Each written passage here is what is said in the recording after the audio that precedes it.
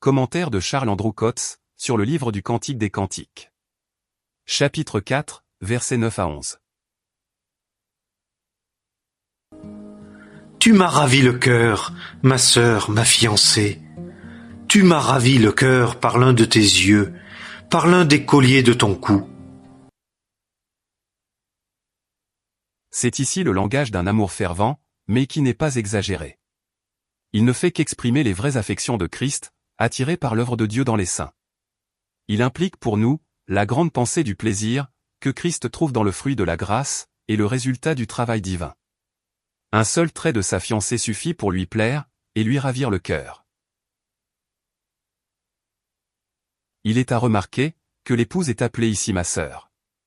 Cela nous rappelle, que lorsqu'Abraham désira une femme pour son fils, il dit à son serviteur, en Genèse chapitre 24, verset 4, « Tu iras dans mon pays et vers ma parenté, et tu prendras une femme pour mon fils, pour Isaac. » Rien ne peut être uni à Christ, qui ne soit moralement, de sa parenté. Il y avait ceux que le Seigneur reconnaissait comme ses parents, lorsqu'il était ici-bas. Matthieu chapitre 12, verset 50, et Marc chapitre 3, versets 33 à 35. Cela est vrai de tous les saints. Ils ont tous, dans leur mesure, aimé la justice et haï l'iniquité. Ils ont tous été dépendants de Dieu, et ont exprimé cette dépendance, en invoquant son nom. Voilà les traits, qui caractérisent la parenté morale de Christ, et plaisent à ses yeux. Si quelqu'un, traversant péniblement un aride désert, sans la moindre verdure, se trouvait tout à coup en présence d'une belle fleur, ou d'une oasis remplie de fleurs, ou de fruits parfumés, le contraste avec l'entourage, ne serait-il pas de nature à en rehausser l'aspect? C'est ainsi que les choses sont aux yeux du Seigneur. Il voit un désert moral, sans aucun trait divin, où tout porte la marque de l'œuvre du serpent, de la chute et de la ruine de la créature, un désert où il n'y a rien pour lui, aucun désir de le connaître, aucune appréciation de sa personne. Mais dans une telle scène, les saints apparaissent avec des traits, qui sont le résultat de la grâce, et du travail de Dieu. Tous ces traits sont moralement beaux. Ils réjouissent Christ, ils ravissent son cœur. Béthanie était un lieu, où il trouvait ce qui lui plaisait. Il aimait Marthe, et sa sœur, et Lazare. Dieu avait travaillé dans leur cœur. Ils appréciaient Christ, et comme résultat, ils étaient aimables à ses yeux. Quel coin merveilleux de son jardin! Tu m'as ravi le cœur, par l'un de tes yeux, par l'un des colliers de ton cou. L'un de tes yeux, et l'un des colliers de ton cou, sont des expressions qui semblent nous montrer, combien précieuse au Seigneur est la manifestation des perceptions spirituelles, en ceux qui voient les choses selon Dieu. Salomon dit ailleurs, que l'instruction de ton père, et l'enseignement de ta mère, seront des colliers à ton cou. Proverbe 1, versets 8 et 9. L'enseignement divin, est clairement en évidence dans cette figure. Il est écrit dans les prophètes, ils seront tous enseignés de Dieu. Jean chapitre 6, verset 40. Nous avons aussi un merveilleux système de grâce, qui est notre mère. Galates chapitre 4, versets 26 et 31. Ces enseignements produisent des traits, qui ravissent le cœur de Christ. Tout ce que nous apprenons par l'enseignement de Dieu, possède une beauté, que ni le péché, ni Satan ne peuvent atteindre. On peut bien dire, que le Seigneur ne peut faire autrement, qu'aimer de tels caractères. Ils lui correspondent, comme Ève correspondait à Adam, ayant été formée par Dieu pour être sa compagne. Chaque trait produit dans les saints, par le travail et l'enseignement de Dieu, correspond à Christ, et formé ainsi, les saints trouvent leur repos, leur bonheur, et leur centre, en Christ. Les caractères divinement développés en nous, ne plaisent pas à l'homme naturel. Ils sont sujets à la persécution dans le monde. Mais d'un autre côté, ils plaisent infiniment à Christ. Ils lui ravissent le cœur.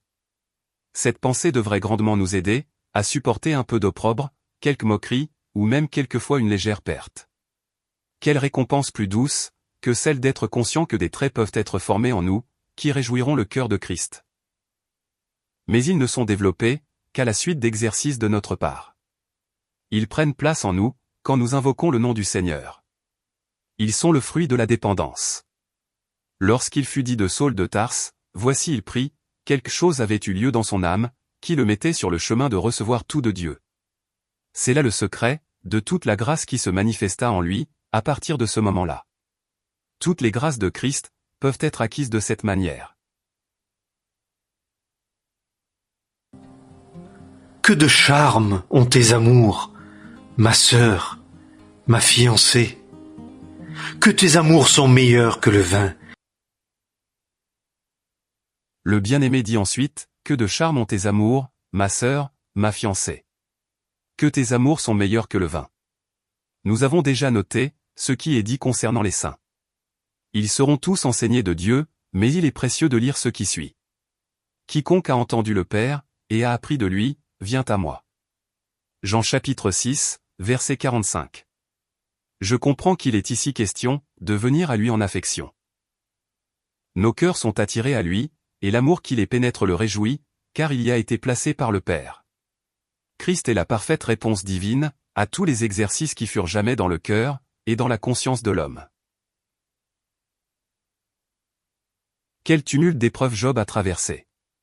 Mais tout ce dont il avait besoin, un véritable fondement d'acceptation, une rançon, un médiateur, un rédempteur, un interprète, se trouve en Christ. Si Christ avait pu lui être présenté, et dans une certaine mesure, il le fut prophétiquement, combien il eût été satisfait. Dans les promesses concernant Christ, Dieu a donné tout ce qui pouvait satisfaire les cœurs des saints, et les remplir de joie. C'est ce qu'ils ont éprouvé. Christ est maintenant apparu, et le Père attire à lui les hommes, en affection. Christ lui-même les attire aussi, car il est le grand centre de rassemblement, et le point de ralliement de tout ce qui est de Dieu. L'amour qu'il désire, et l'amour qu'il apprécie, et qui le trouve infiniment précieux. Cet amour est plein de charme pour lui, il est meilleur que le vin. Au verset 2 du premier chapitre de ce cantique, l'épouse avait dit que son amour était meilleur que le vin. Mais dans le verset 10 de ce chapitre 4, il dit de l'amour de sa fiancée, qu'il est meilleur que le vin. À la lumière de cela, nous comprenons que le Christ apprécie l'amour de ses saints, bien qu'exprimé imparfaitement, plus que ses saints n'apprécient le sien. C'est une pensée merveilleuse. Que tes amours sont meilleurs que le vin, et l'odeur de tes parfums plus que tous les aromates.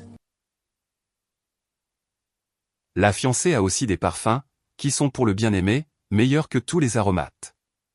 Ils font penser à l'huile de l'onction sainte, d'Exode chapitre 30, versets 22 à 25. Au verset 3 du chapitre 1er de ce cantique, c'était le roi qui possédait les parfums.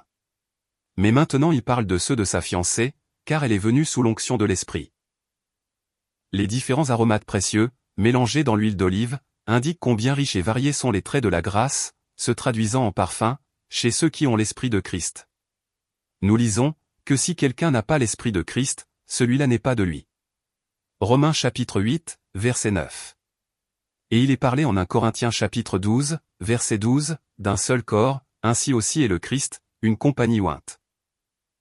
Tout ce qui est produit par l'Esprit de Christ, est un parfum pour lui, et surpasse tout ce qui provient de la nature, quelque raffiné et aimable que cela puisse être. Il n'est pas d'aromates, qui puissent être comparés à ceux de l'épouse. Ils sont analogues, à ceux que la reine de Shéba apporta à Salomon. 1 Roi chapitre 10, verset 10. L'Esprit de Christ dans les saints de l'Ancien Testament, témoignait des souffrances, qui devaient être la part de Christ, et des gloires qui suivraient. 1 Pierre chapitre 1er, verset 11. Tout ce qui d'une manière spirituelle, donne la prééminence à Christ, vient de son esprit. De sorte que dans toutes les Écritures, les choses qui le regardent étaient indiquées d'avance par l'Esprit. De même aussi, l'Esprit de Christ fut à l'origine de tout vrai exercice, et de tout saint désir qui ait existé dans les cœurs, parmi le peuple de Dieu. Les psaumes, de même que les prophètes, nous donnent la pleine expression de tels exercices. Ils font partie des parfums de l'épouse, mais en les considérant, nous avons à nous rappeler, que les exercices des saints, sont toujours en rapport avec le caractère des voies de Dieu, à l'époque où ils vivent, ou ont vécu.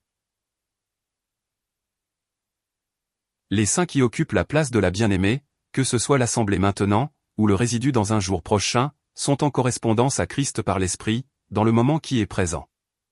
Aussi longtemps que Christ attendra avec patience, que les droits qui lui sont depuis si longtemps refusés soient reconnus, l'Esprit dans les saints, sera en accord avec cette attitude.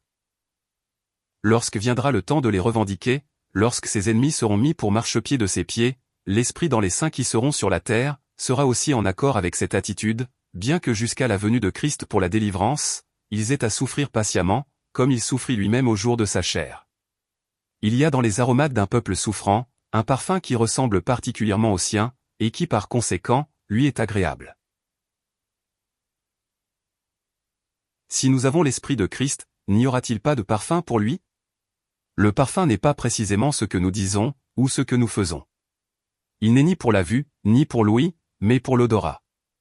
Il est agréable à celui qui le perçoit.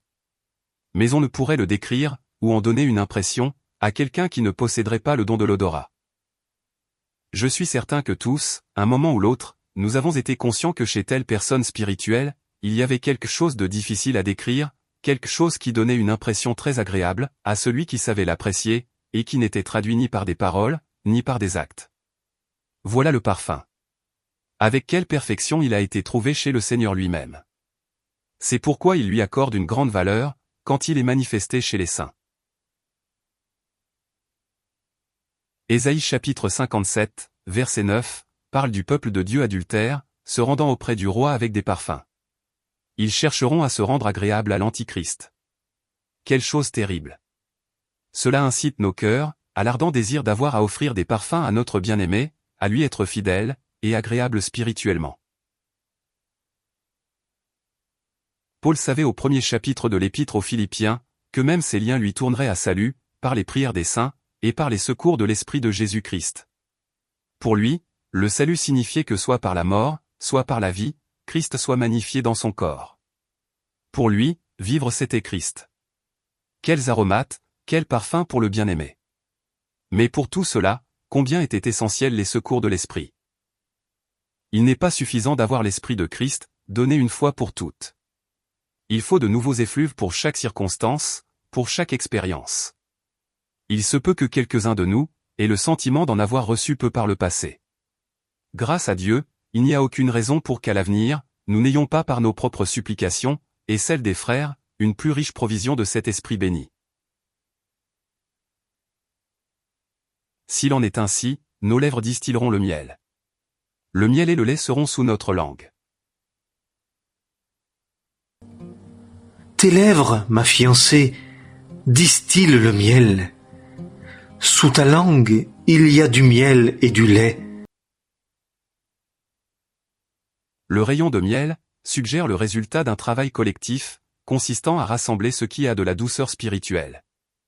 Les pensées de Christ et du Père sont conservées dans le cœur, puis s'écoulent des lèvres avec puissance, pour donner ce qui est doux et nutritif.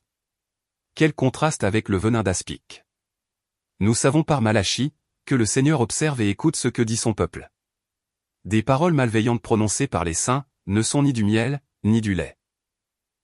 Elles n'attirent pas l'amour du Seigneur. Sous ta langue, il y a du miel et du lait, et l'odeur de tes vêtements est comme l'odeur du Liban. Et l'odeur de tes vêtements est comme l'odeur du Liban. Les vêtements représentent ce qui est extérieur. Nos habitudes, nos manières d'agir, nos associations, nos caractéristiques telles qu'elles sont visibles publiquement. Les vêtements de la fiancée, comme ceux du roi, dans le verset 8 du psaume 45, portent l'odeur des régions élevées. L'odeur du Liban s'attache aux saints, dans leur vie publique. Au bureau, dans le magasin, à l'atelier, ils ne sont pas comme les autres. Il y a en eux quelque chose qui indique qu'ils ont parcouru une région bien au-dessus du niveau de la terre, et de tels traits sont très agréables à Christ. Il nous en entretient, afin que nous correspondions toujours plus, avec les pensées de son amour à notre égard.